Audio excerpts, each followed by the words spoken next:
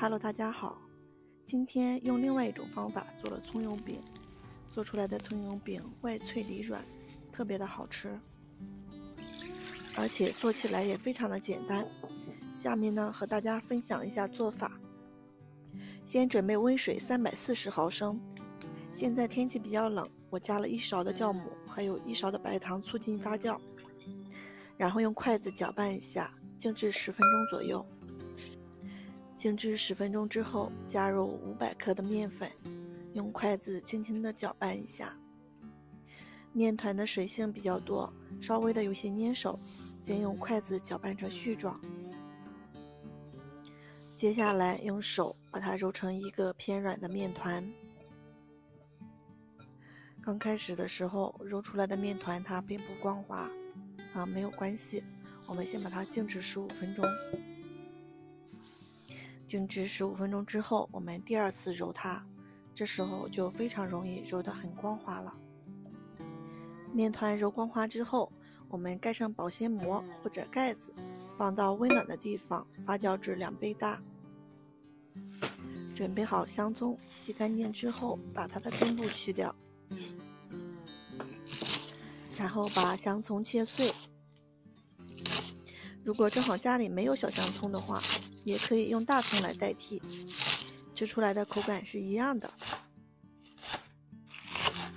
小葱切好之后，要把葱白和葱叶分开来放。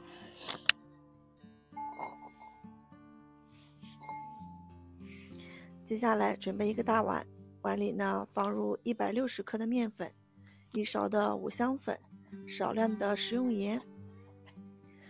锅内烧油，把油烧热之后倒入葱白部分，把它炒香。这里注意火不要太大，不要把葱花炒糊了。炒香的葱花连热油直接浇在面粉上，用筷子把它搅拌搅拌，搅拌成这样就可以了。接下来把剩下的所有的葱叶全部放进去，然后直接用手把它抓拌一下，抓拌到油酥和葱叶充分的融合在一起，然后根据自己的需求分成合适的大小。这里的大小根据自己的喜好来，喜欢吃饼厚一点可以分得大一点，喜欢吃那种薄薄的就可以把油酥和面团分得小一点。我们来看看我们的面团也发酵好了。天气如果冷的话，可以放进烤箱或坐在温水上发酵。你也可以头天晚上把面团和好，然后发酵1夜，第二天也会发得很好。面板上撒少许的面粉，然后把面团放在面板上，用手揉匀排气。因为这个面团偏软，所以揉的时候也非常的轻松。面团揉好之后，我们把它平均分成12等份。这里我分成了2个大面团，然后每个面团分成了6份，你也可以依次分成12等份。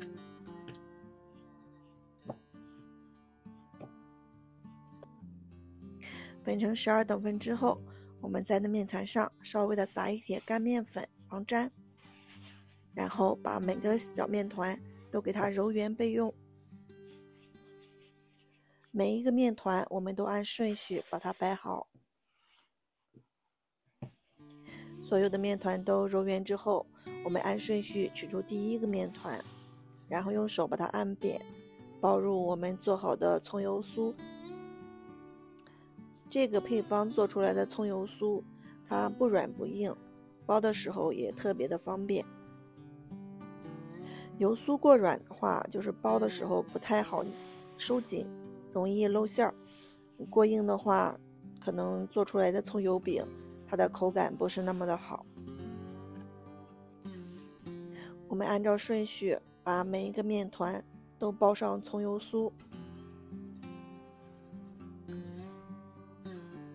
所有的面团都包上葱油酥之后，我们还是取第一个包好的面团，然后把它轻轻的按扁，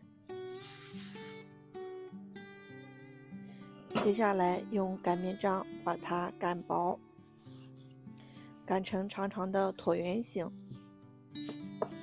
然后像视频里这样把它的两边向中间对折，轻轻地按压一下，接着从一头把它卷起来。这个时候卷的层数越多，我们煎出来的饼它的层次越分明。卷成这样之后，我们用刀把它从中间切开，这时候的面团就可以看出中间的层次。同样的方法，把剩下的所有的面团都卷起来，然后切开，拿起来一个，近距离看一下它的层次。这里给大家看一下，面团的大小。如果你喜欢吃厚呢，你的面团就稍微大一点；喜欢吃薄一点的，你的面团就做小一点。这个完全根据自己的喜好来。全部切好之后，我们取第一个切开的面团，用手轻轻地把它按扁，注意这个层次的花纹面朝上，我们用擀面杖把它擀开。我们依次把所有的面团擀好，然后放在面板上。大家放的时候注意防粘，要分开放，不要像我这样，我这是拍视频，就是暂时放一下。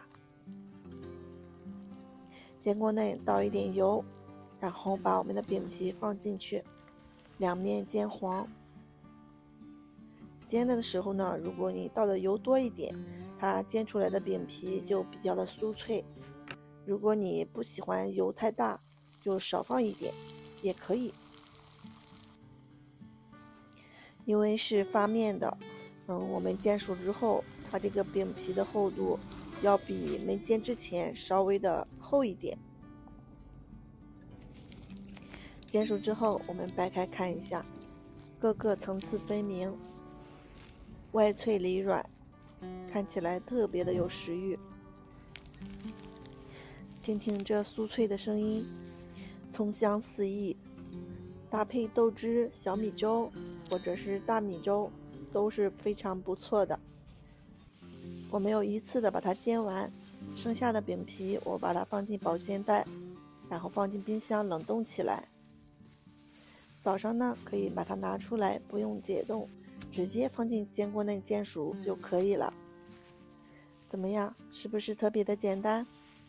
好了，今天的视频我们就到这里啦，拜拜。